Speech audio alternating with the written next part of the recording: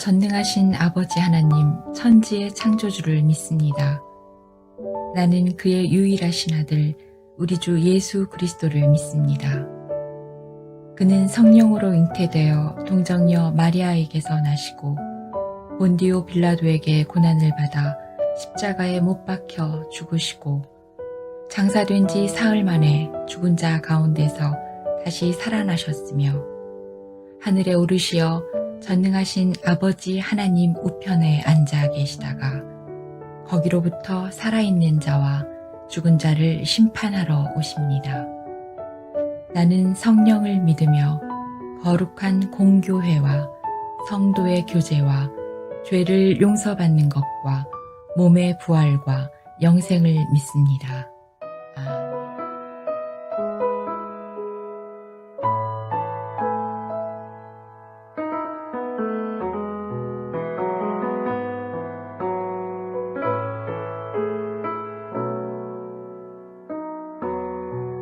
오 주님, 당신은 내 삶 구석구석까지 감찰하시며 나를 응원하시는 분, 내 길을 밝혀서 영원한 생명의 길로 인도하시며 나를 격려하시는 분, 오 주님, 당신은 내 삶 구석구석까지 감찰하시며 나를 응원하시는 분, 내 길을 밝혀서 영원한 생명의 길로 인도하시며 나를 격려하시는 분, 크고 작은 갈등을 겪곤 하지만 항상 결국 당신을 선택합니다. 나의 유일한 고백의 대상은 오직 아름다운 당신뿐입니다. 나의 유일한 고백의 대상은 오직 아름다운 당신뿐입니다. 나의 예배를 받으소서, 홀로 영광을 받으소서, 주여, 나의 주여.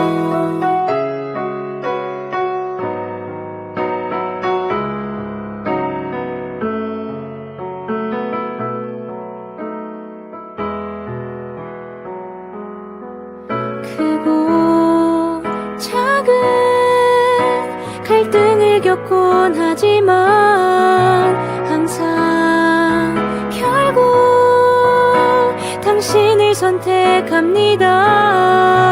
크고 작은 갈등을 겪곤 하지만 항상 결국 당신을 선택합니다.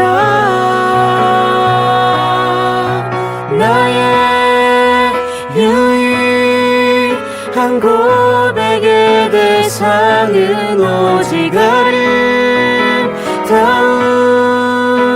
당신뿐입니다. 나의 유일한 고백의 대상은 오직 아름다운 당신뿐입니다. 나의 유일한 고백의 대상은 오직 아름다운 당신뿐입니다. 나의 유일한 고백의 대상은 오직 아름다운 당신뿐입니다. 영광을 받으소서 홀로 영광을 받으소서 주여 나의 주여.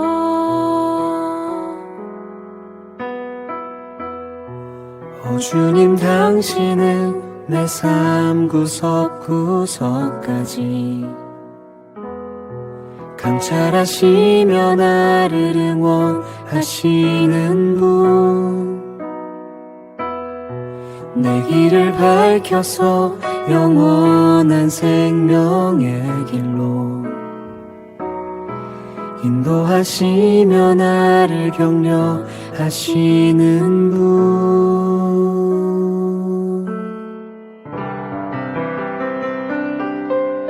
제4장 그러므로 나의 사랑하고 사모하는 형제들, 나의 기쁨이요 면류관인 사랑하는 자들아, 이와 같이 주 안에 서라. 내가 요디아를 권하고 순두개를 권하노니 주 안에서 같은 마음을 품으라. 또 참으로 나와 멍에를 같이 한 네게 구하노니 복음에 나와 함께 힘쓰던 저 여인들을 돕고 또한 글레멘드와 그 외 나의 동역자들을 도우라. 그 이름들이 생명책에 있느니라. 주 안에서 항상 기뻐하라. 내가 다시 말하노니 기뻐하라. 너희 관용을 모든 사람에게 알게 하라. 주께서 가까우시니라. 아무것도 염려하지 말고 다만 모든 일에 기도와 간구로 너희 구할 것을 감사함으로 하나님께 아뢰라. 그리하면 모든 지각에 뛰어난 하나님의 평강이 그리스도 예수 안에서 너희 마음과 생각을 지키시리라. 끝으로 형제들아, 무엇에든지 참되며 무엇에든지 경건하며 무엇에든지 옳으며 무엇에든지 정결하며 무엇에든지 사랑받을 만하며 무엇에든지 칭찬받을 만하며 무슨 덕이 있든지 무슨 기림이 있든지 이것들을 생각하라. 너희는 내게 배우고 받고 듣고 본 바를 행하라. 그리하면 평강의 하나님이 너희와 함께 계시리라. 당시 로마에 있던 바울은 재판을 앞두고 있었습니다. 재판에서 사형 판결을 받은 바울은 네로 집권 말기 로마에서 순교했다는 설이 유력합니다. 주 62년경으로 추정되는데요. 로마 감옥에 2년 정도 투옥되었다가 그 사이에 에바브로디도가 오고 그의 와병 소식이 전해지고 다시 빌립보 교인들의 반응이 로마로 전해지는 의사소통 기간을 감안하면 빌립보서의 집필은 로마 투옥 후반부에 이루어졌으리라고 추정됩니다.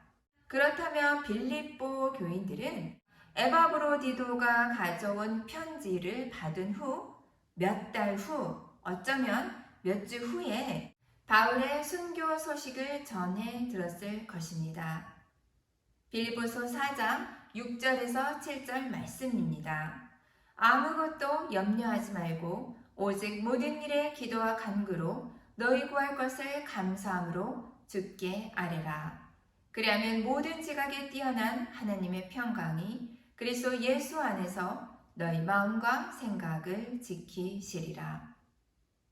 오늘 빌립보서의 말씀을 보면 감옥에 투옥되었던 바울의 상황도 기뻐할 수 있는 상황이 아닙니다. 안에 있는 바울도 고난 가운데 있었습니다. 빌립보 교인들 또한 고난 가운데 있었습니다. 이 가운데서 사도 바울이 빌립보 교인들 특별한 관계를 가지고 있었고 사도 바울에게 쓸 것을 2번이나 보내주었으며 그 사랑과 애정을 표시해 주었던 빌립보 교회. 바로 이 빌립보 교회는 어떤 곳입니까? 루디아를 처음 만났던 곳이고 복음이 전해졌던 곳, 유럽의 최초의 교회가 세워진 곳 빌립보였습니다. 이 빌립보는 작은 로마라고 불리워질 정도로 정치적인 곳이었지요. 팍스 로마. 그들이 지키고자 했던 가차 평화를 추구했던 곳입니다. 우리가 믿는 예수 그리스도, 그분은 오셔서 복음을 주셨고 로마가 주는 가짜 평화가 아니라 참된 평강, 샬롬을 전해주려고 오셨습니다. 사도 바울은 자신이 감옥에 투옥되며 받는 고난, 빌립보 교인들이 예수 그리스도를 믿음으로 인하여서 받는 그 고난은 바로 빌립보서 1장 29절입니다. 그리스도를 위하여 너에게 은혜를 주신 것은 믿음뿐만 아니라 그를 위하여 고난도 받게 하려 하심이라. 그러나 믿음뿐만 아니라 고난도 우리가 받는 특권이라고 말씀해 줍니다. 빌립보서 1장 30절입니다. 너에게도 그와 같은 싸움이 있으니 너희가 내 안에서 본 바요 이제도 내 안에서 듣는 바니라. 사도 바울은 빌립보 교인들과 함께 생활하면서 그의 믿음의 생활, 그의 신앙을 보여주었습니다. 믿음의 싸움을 우리는 해야 합니다. 사도 바울뿐만 아니라 예수 그리스도를 믿는 우리에게 믿음의 선한 싸움이 있다는 것입니다. 창과 칼로 싸우는 싸움이 아니지요. 이 신앙을 견고하게 지키기 위해서는 우리에게 선한 믿음의 싸움이 필요합니다. 이 믿음의 싸움, 투쟁을 해나갈 때 우리에게는 하나님이 주시는 은혜가 필요합니다. 이 은혜를 유지하기 위해서는 기도가 필요하지요. 그러나 누가 기도합니까? 믿음 없는 자는 기도를 할 필요가 없지요. 기도가 무엇인지 어떤 의미를 가진지 알 수 없습니다. 그러나 오늘 본문 빌립보서 4장 6절에서 7절은 우리에게 명백하게 말씀합니다. 아무것도 염려하지 말고 믿음의 가장 큰 대적은 염려입니다. 사도 바울 선생님은 감옥에 있으면서 감옥 밖에 있는 빌립보 교인들이 육체를 가지고 있으며 염려하고 어려워한다는 것을 알고 있었습니다. 그것이 바로 믿음의 가장 큰 대적이지요. 그래서 무엇이라고 말씀합니까? 아무것도 염려하지 말고. 그들의 염려를 사도 바울은 알았습니다. 물론 하나님도 알고 계시지요. 따라서 우리에게 권고하고 명령합니다. 아무것도 염려하지 말고 오직 모든 일에 기도와 간구로 너희 구할 것을 감사함으로 주께 아뢰라. 그리하면 모든 지각에 뛰어난 하나님의 평강이 그리스도 예수 안에서 너희 마음과 생각을 지키시리라. 우리가 기도하기 위해서는 믿음이 필요하지요. 눈에 보이지 않는 하나님, 그러나 지금도 역사하시고 함께 하시는 하나님, 그 존재와 함께 대화하는 것, 그것이 바로 기도이기 때문입니다. 우리에게는 믿음이 필요한데요. 기도의 무력함을 뼈저리게 깨닫는 중에 믿음의 손을 내밀어야 하지요. 증명할 수 없을 때 믿어야 한다는 것입니다. 우리는 기도를 통해서 믿음의 놀라운 특권을 주장하게 됩니다. 믿음의 무한한 유산을 손에 넣을 수 있는 방법, 바로 그것이 기도이기 때문입니다. 우리는 믿음과 기도의 영역에서 똑같이 진실하게 꾸준하게 인내함으로 진정한 경건을 쌓아가야 합니다. 그러나 기도를 중단한 믿음, 더 이상 살아있는 믿음이 아니지요. 믿음은 불가능한 것을 이루어냅니다. 왜냐하면 믿음은 하나님이 우리를 대신해 일하시도록 하는 것이기 때문입니다. 그분은 전능하시기에 믿음을 통하여서 일을 하십니다. 얼마나 믿음의 능력이 위대합니까? 믿음의 능력은 한계와 제한이 없지요. 우리의 마음에서 의심을 몰아내야 하는 이유입니다. 불신을 추방해야 하겠지요. 우리가 하나님께 구하는 것 반드시 이루어집니다. 하나님께서 자신이 말씀하신 모든 것을 믿음 있는 자에게 허락하시기 때문입니다. 기도는 믿음을 하나님께 비추고 하나님을 세상에 비추게 합니다. 믿음은 그리스도의 인격의 기초며 영혼의 안전을 확보하는 원천입니다. 예수님은 베드로가 주님을 부인한 것을 내다보시고 경고하시며 이렇게 말씀하셨습니다. 누가복음 22장 31절 32절 말씀입니다. 시몬아 시몬아 보라 사단이 밀 까부르듯 하려고 너희를 청구하였으나 그러나 내가 너를 위하여 내 믿음이 떨어지지 않기를 기도하였으니. 누가복음 22장 31절 32절 말씀입니다. 이 말씀에 중요한 진리가 담겨 있지요. 주님이 지키기를 원하셨던 바로 베드로의 믿음. 그분은 믿음이 떨어지면 영적 생명도 사라지고 신앙생활의 모든 구조물이 무너진다는 것을 알고 계셨습니다. 무너지지 않도록 보호를 받아야 했던 것, 바로 베드로의 믿음이었지요. 우리도 마찬가지입니다. 그렇기 때문에 주님은 제자의 영혼을 염려하시고 언제나 응답받는 그분의 기도를 통해서 그의 믿음을 견고케 해주시기를 원하셨습니다. 깊은 진리가 베드로의 두 번째 편지에 담겨 있는데 이 편지에는 그의 은혜 안에서 성장하는 것이 그리스도인의 생활의 안전장치요 열매 맺는 길이라고 가르칩니다.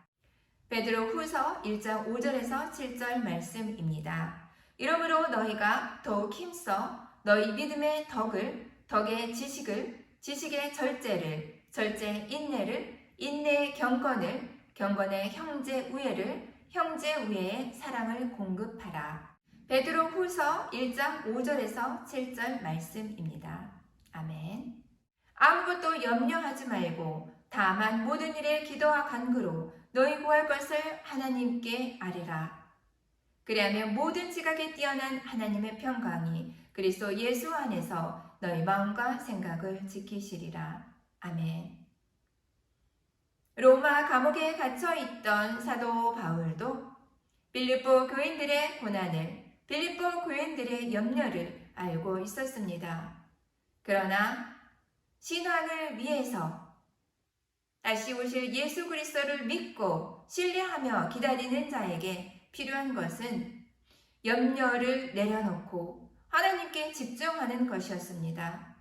감옥에서 고난을 받고 있는 사도 바울이었지만 감옥 밖에 있는 빌립보 교인들을 애정과 사랑을 가지고 그들을 위해서 썼던 그의 편지입니다. 염려는 믿음을 낳는 것이 아니라 모든 것을 의심하고 멸망하게 합니다. 그래서 염려하지 않기를 간절히 국히 부탁 요청했습니다. 아무리 어렵고 힘들더라도 하나님을 신뢰하며 하나님께 집중하며 믿음을 잃지 않기를 간구하는 바울의 편지입니다. 사랑하는 하늘소망교회 성도 여러분 모두 오늘 본문을 통하여서 힘을 얻기를 원합니다. 아무리 힘들고 어려울지라도 염려를 내려놓으십시오. 그리고 하나님께 집중하며 내가 하는 것이 아니라 하나님의 능력을 믿고 기도로 우리의 간구를 하나님께 드립니다. 하나님은 믿음을 통하여서 분명히 역사하시고 하나님을 신뢰하는 자에게 그 신뢰를 보여주실 것을 믿습니다. 함께 기도합니다. 사랑과 은혜가 충만하신 하나님 아버지 감사합니다. 로마 감옥에 있으면서도 감옥 밖에 있는 빌립보 교인들을 더 생각하고 그들을 위해 편지를 썼던 사도 바울의 아버지의 마음을 생각해 봅니다. 우리의 상황이 아무리 어렵더라도 오늘 빌립보 교인들에게 주었던 사도 바울 선생님의 말씀을 기억하며 염려하지 않게 해주시고 하나님을 신뢰하며 하나님께 기도하며 하나님께 집중하게 하여 주시옵소서. 우리가 기도할 수 있는 것은 믿음이 있을 때 기도할 수 있습니다. 하나님의 능력을 믿고 하나님은 지금 일하신다는 것을 믿을 때 우리는 전적으로 믿고 의지하며 기도할 수 있습니다. 신뢰하는 것, 이것은 마음 안에만 있는 것이 아니라 바로 행하는 것입니다. 죄인을 위해 십자가에 죽으신 예수 그리스도를 믿고 다시 오신다고 약속하신 부활의 주님을 믿고 의지하며 지금을 인내하며 고난의 때를 잘 견딜 수 있는 사랑하는 하늘소망교회 되게 하소서. 담임 목사님 여기까지 강건하게 해주시고 선포되는 말씀을 통하여서 기도와 간구로 하나님께 아뢰는 귀한 하늘소망 교회 되게 하소서. 기후위기로 인하여서 어려움을 겪고 있는 난민들이 있습니다. 우리가 물질로도 후원하며 기도로 후원하며 함께할 수 있도록 사랑의 마음을 허락하여 주시옵소서. 사랑이 많으신 예수님 이름으로 감사해 기도합니다. 아멘.